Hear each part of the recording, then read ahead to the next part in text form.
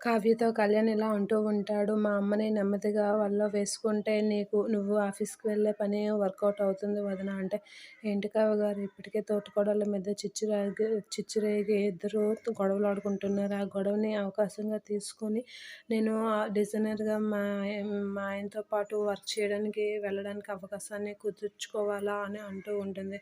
అవును వదిన మనము సిట్యుయేషన్ తగ్గట్టుగా మన పరిస్థితులు మార్చుకోవాలి కదా!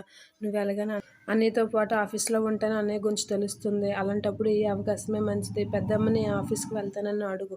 ఆ టైంలో మా అమ్మ ఎలాగో వద్దంటుంది కదా! మా అమ్మ వద్దంటే గ్యారంటీగా పెద్దమ్మ ఓకే చెప్తుందని చెప్పేసి ధాన్యలక్ష్మిని బుట్టలో ఏయడానికి కావ్య ప్లాన్ చేస్తూ ఉంటారు. నేను ఆఫీస్‌కి వెళ్ళాలనుకుంటున్నాను కవి గారు.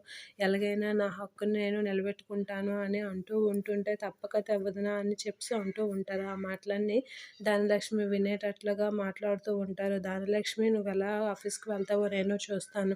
నువ్వు ఇంటికే అంకితం. నువ్వు ఆఫీస్‌కి వెళ్తే అస్సలు బాగోదని చెప్పేసి మనసులో అనుకోని ఇంట్లోకి వెళ్ళి ఆ విషయం గురించి ఆలోచిస్తూ ఉంటుంది. ఆ టైంలో కావ్య లోపలికెళ్ళి ఏం జరుగుతుందో, మా అమ్మ ఏం చేస్తుందో అని చెప్పేసి చూడడానికి ఆత్రంగా వెళ్తూ ఉంటారు. ధాన్యలక్ష్మి అయితే ఎప్పుడు కావ్య పెద్దక్కని అడుగుతుందా, నేను అడుగుదామా అని చూస్తూ ఉంటుంది.